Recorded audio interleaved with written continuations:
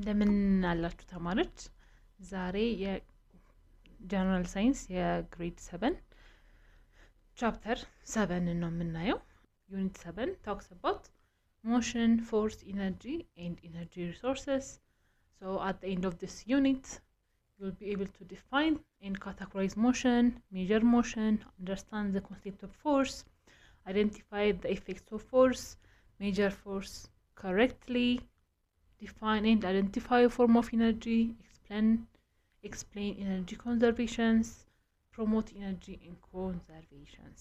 So let's get into it. So first of all, what's motion?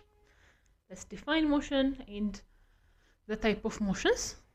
So motion is the change of positions of an object with respect to time and a reference point. An object is said to be in motion if it moves from one place to another. ስለዚህ ሞሽን ማለት ቼንጅ ነው የአንድ ነገር ወይም ደግሞ የአንድ ኦብጀክትን ፖዚሽን ቼንጅ ስናደርግ ይሄንን የምናደርገው በምንድነው ታይም በጊዜና በሪፈረንስ ፖይንታችን ነው ወይም ደግሞ ከአንድ ፖይንት ወደ የትኛው ፖይንት ወደ የትኛው ፖይንት ነው የተንቀሳቀሰው ማለት ነው ስለዚህ an object is said to be in motion if it moves from one place to another ስለዚህ ከአንድ ቦታ ወደ አንድ ቦታ ከተንቀሳቀሰ ያ ኦብጀክት it means the object has been in motion ማለት ነው ስለዚህ motion basically we divide them በአራት እንከፍላቸው እንችላለን ማለት ነው the first one is translation motion rotation motion oscillatory motion እና circular motion የምንላቸው ናቸው ማለት ነው ስለዚህ translation motion የምንላቸው occurs when an object moves from one place to another ስለዚህ ይሄኛው the first type of motion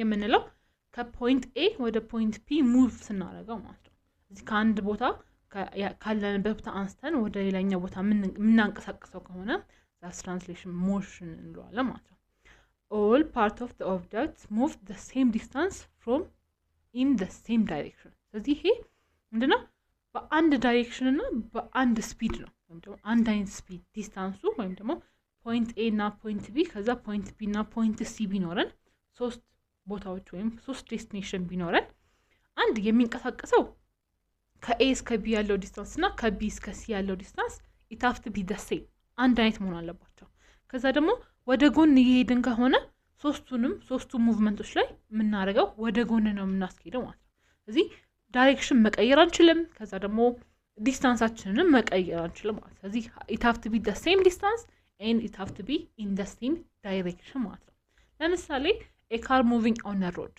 a stone falling from a height ስለዚህ ምንድነው መኪና በአንድ መንገድ ሲሄድ ስለዚህ መንገድ ሲሄድ the road is straight አይደለም ምንም ጊዜ ቢሆን መንገድ ቀጥታ ያላቸው መንገዶች ናቸው ስለዚህ በቀጥታ ሲሄድ ከዛ ደግሞ ከአንድ ቦታ ሆነ ወይም ደግሞ from a higher distance ሆነን አንድ ነገር ስንወረውር ለምሳሌ ድንጋይ ሊሆን ይችላል ድንጋይ ከከፍታ ቦታ ወደ ታች ሲወርድ ምንድነው ምኑ የሚጓዝበት ዳይሬክሽን አንድ ዳይሬክሽን ነው ስለዚህ ዲስታንሱም ደግሞ እናውቀዋለን from point A to point B ስለሄደ ማለት ነው ስለዚህ ትራንስሌሽን ሞሽን የምንለው የሚንቀሳቀሰው በአንድ አይነት ዳይሬክሽን ነው ዲስታንሱም ደግሞ the same distance ነው ማለት ነው ቀጣይ ደግሞ rotation motion የምንለው አለ occurs when an object spins around a fixed axis ስለዚህ ይሄ ምንድነው አንድ ነገር ሰክተን የሚንቀሳቀሰው በክብ ሲሆን ማለት ነው በአንድ ነገር ዙሪያ ሲንቀሳቀስ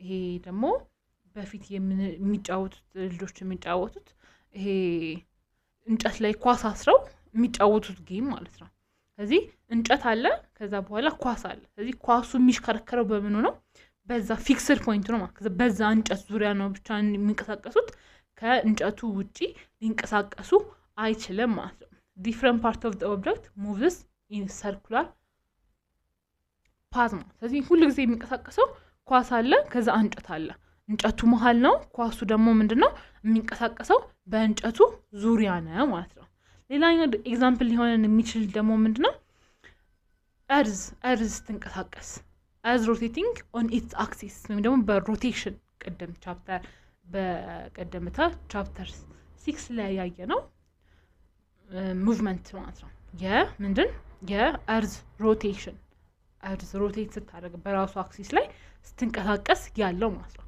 ሌላኛው ደግሞ ፋን ማለት ይሄ ሲሞቀን የሚከፈተው የምናበራው ነገር that's a fan። ስለዚህ ፋን ሚድል ፖይንት አለቻት። ከዛ በሚድል ፖይንቱ አማካኝነት ነው ምኖቹ ሌሎቹ ደግሞ ለኛ አየር የሚሰጡን ፋኖቹ ወይም ደግሞ ብረቶቹ የሚንቀሳቀሱት in a circular motion ነው ማለት ነው። ቀጣዩና ሶስተኛው ደግሞ oscillatory motion ነው ማለት ነው። This occurs when an object moves back and forth about a mean point, a mean position። እሺ ይሄ ደግሞ ምንድነው? አንድ ነገር ወደፊትና ወደ ኋላ ሲንቀሳቀስ ማለት ነው። ለምሳሌ ዥዋዥዌ እኛ በልጅነታችን ወይም ደግሞ ሰው ልጆች የሚጫወቱበት የዥዋዥዌ መጠን ማለት ነው። የዥዋዥዌ መጫወቻ መሳሪያ ማለት ነው። ስለዚህ አንድ ነገር ወደፊት ሲሄድና ወደፊት ወደ ኋላ ባክ ኤንድ ፎርዝ የሚንቀሳቀሱበት ነገር ምን እንለዋለን? ኦስኩላቶሪ ሞሽን ይባላል ማለት ነው። ሌላኛው ደግሞ ሰርኩላቶሪ ሞሽን የሚባለው ነው ማለት ነው። ይሄ ደግሞ occurs when an object moves along a circular path። ይሄ ደግሞ በቃ የሆነ የምንቀሳቀስበት ምን አለን?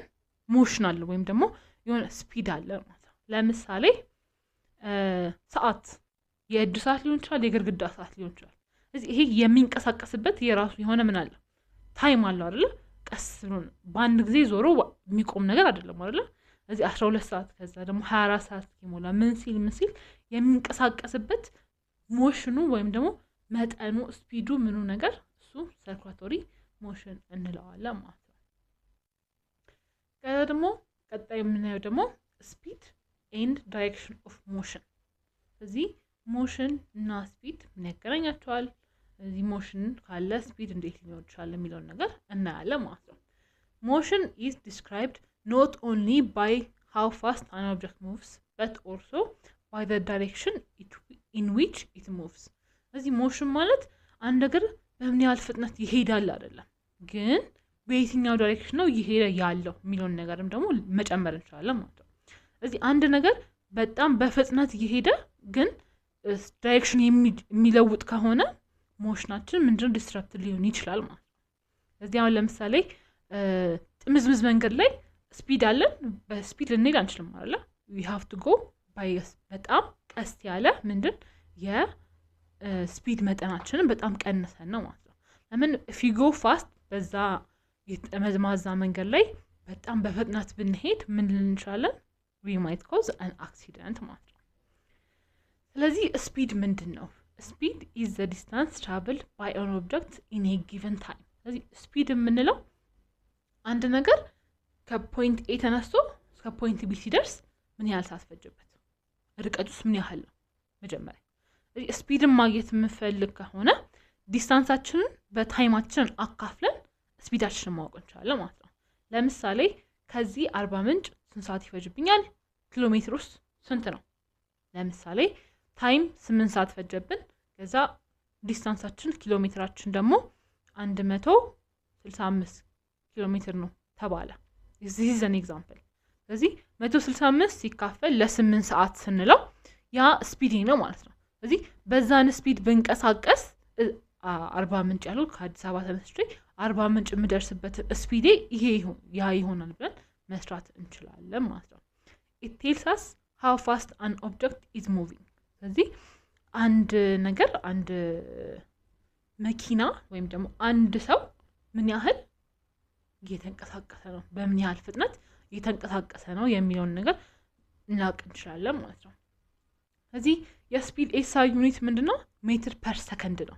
ሜትር ማለት ዲስታንሳችን ነው። ስፒድ ማለት ወይም ደግሞ ሰከንድ የምንለው ደግሞ ታይማችን ነው ማለት ነው። ስለዚህ ስፒድን ለማግኘት ምንድን ዲስታንሳችንን በታይማችን አካፍለን ስለምናገኘው ስፒድ is equals to distance divided by time ነው ማለት ነው። Speed has magnitude only if it does not include direction. Example, a car moving at 60 meter per hour። ስለዚህ ይሄ ስፒዳችን ነው ማለት ነው። መኪናው በ60 ኪሎ ሜትር ፐር ሃወር፣ ስለዚህ በአንድ ሰዓት ውስጥ 60 ኪሎ ሜትር ያ ሰው ይጓዛል ወይም ይንቀሳቀሳል ማለት ነው።